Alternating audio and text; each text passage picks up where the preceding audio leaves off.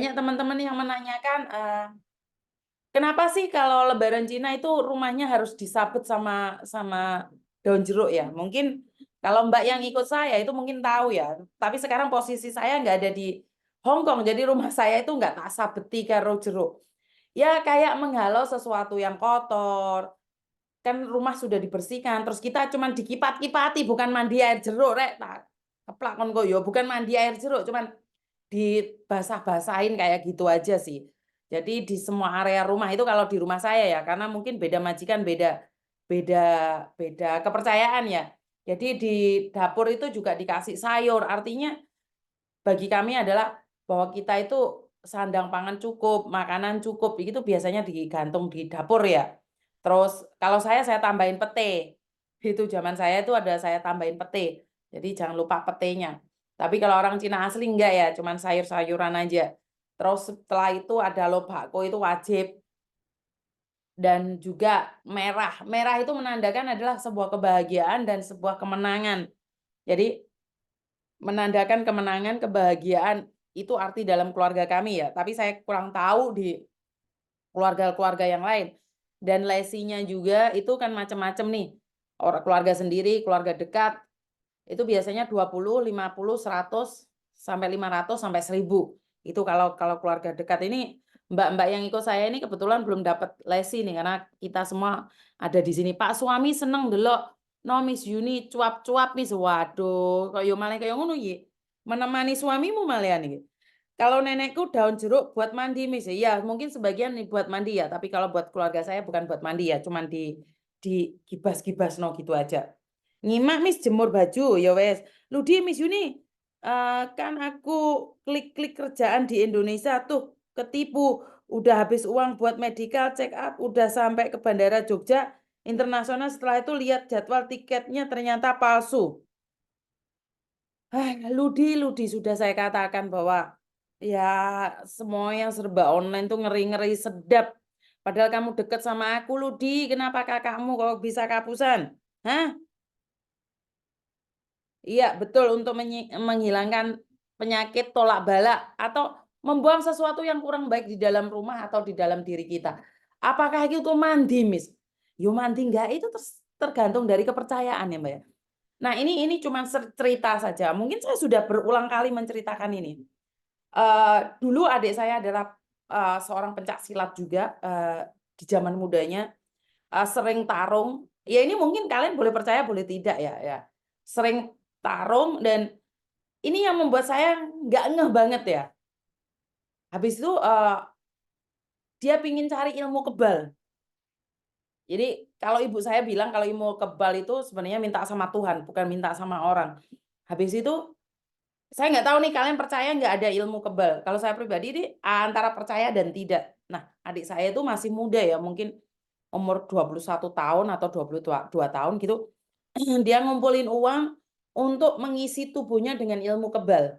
Ini zaman dulu ya, mungkin 20 tahun yang lalu ya. Saat kami masih sama-sama muda. Terus habis itu dia keluar sama temennya. Pulang itu saya nggak tahu apa yang terjadi. Pulang tuh marah dia, marah, pokoknya marah. Auranya itu kayak emosi banget. Saya nanya sama adik saya, ada apa sih Dek? Nggak tahu lah saya mau ngomong apa gitu. Loh, dia nggak tahu mau ngomong apa, apalagi saya kan lebih nggak tahu lagi. Setelah itu dia bilang, kurang ngajar dukunnya itu Mbak. Saya nanya, lah kenapa Dek? Aku kan cari ilmu kebal.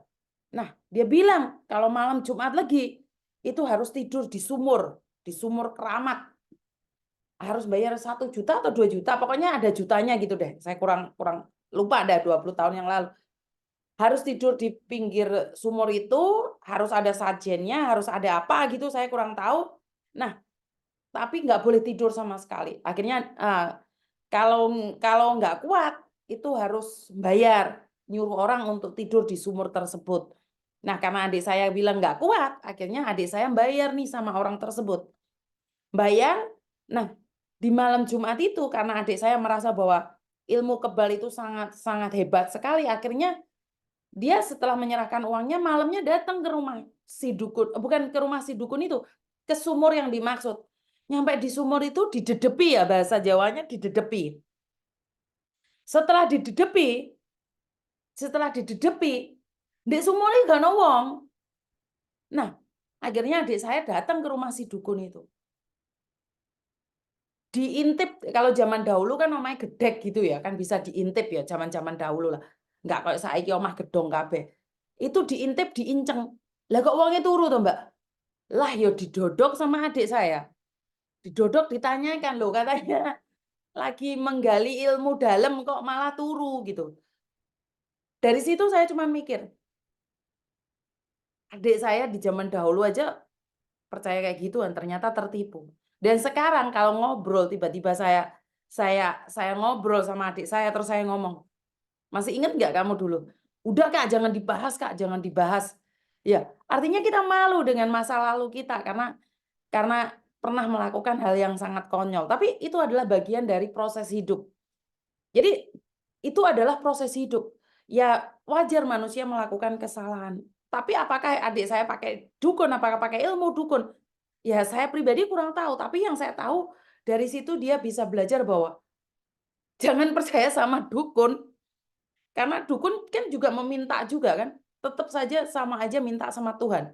Jadi saya kurang tahu seperti apa ya. Cosan Miss Yuni hari ini kok kelihatan pucet. Waduh, nggak pucet loh Mbak sebenarnya Mbak. Kameranya mungkin nggak pucet kok. Nggak pucet. Kalau sama lihat di YouTube nggak pucet kok. Mungkin di Facebook karena kameranya saja. Jadi jangan percaya sama kamera. Jadi itu ya, jangan ke dukun Miss. Nah. Yo nggak ngerti Mbak, wong zaman dahulu kala kita kan, saya cerita itu 20 tahun yang lalu. 25 tahun yang lalu, jadi bukan yang sekarang ya. Artinya adalah jangan mudah percaya dengan apapun yang dikatakan orang lain. Karena kalau kita terlalu percaya sama orang, akhirnya kita sendiri yang akan menerima akibatnya. Ya adik saya yo isin dewe. Aku lagi ngomong masalah dukun-dukun mungkin dek kelewejingan dewe. Oke, like yang ke-82, lali dorong Kak live. Oke, Mbak Dewi nggak apa-apa wong Deso channel. Ayo, live ini siapa sing nomor 1 sih? Like kok kan sampai 1 sih. Terima kasih sekali. Jadi ya itu cuma sekedar cerita. Diambil positifnya, dibuang negatifnya ya teman-teman. Jadi, oh Miss Yuni pakai dukun. Aku ya ngerti dukun kok. Cuman kan masih 20 tahun yang lalu itu yang terjadi di dunia nyata. Ya nggak perlu malu mengakui sebuah kesalahan, bukan untuk dibanggakan dan bukan untuk diulangi dan bukan untuk dipertontonkan, tapi menjadikan pelajaran jangan sampai itu terjadi pada diri kita. Ya, bisa dipahami sampai di situ teman-teman. Jadi bukan untuk mempertontonkan kebodohan, tapi kebodohan ini menjadikan pelajaran buat teman-teman yang lain agar tidak melakukan hal yang sama. Kalau sampai ini terus terjadi, ya terserah. Kan ada beberapa orang yang percaya sama dukun nih. Semua serba didukuni. Ya nggak apa-apa, terserah kalian. Itu kepercayaan kalian. Tapi saya pribadi ya minta, sama-sama minta nih. Kenapa nggak minta sama Tuhan? Sementara minta sama Tuhan itu nggak perlu biaya loh. Cuman Tuhan butuh proses. Jadi buat teman-teman, Miss berarti 40 up masih cantik dan awet muda. Oh, saya sudah 40 lebih, Mbak. Kalau dibilang muda, ya seneng saya itu. Saya sudah tua. Jadi anak saya sudah gede-gede semua. Dukun iki modus. Nah. Kalau dukun itu nggak punya ilmu, cuman minta bantuan sama jin setan. Jadi Mbak Nuri ya, good morning Miss, like yang ke 169. Waduh, I love you Mbak Dian. Mbak Mira Amira, pagi Miss, Hongkong adem. Di sini panas Mbak, kalau kalian tahu aku di sini aja pakai AC ya, pakai AC, pakai kipas angin. Enggak, brodoli kabeh rambutku. Jadi Mbak Wendri Momoy nyimak sambil seteliko Miss Yuni cantik. Mbak Esti, fotoku sama suamiku juga buat penipuan orang-orang di Hongkong Miss. Suami saya pernah telepon Miss Yuni. Pengen ketemu Miss Yuni, suamiku jarang libur kerja di rumah sakit Paul. Jadi jarang libur, mudah-mudahan bisa ketemu. Siap.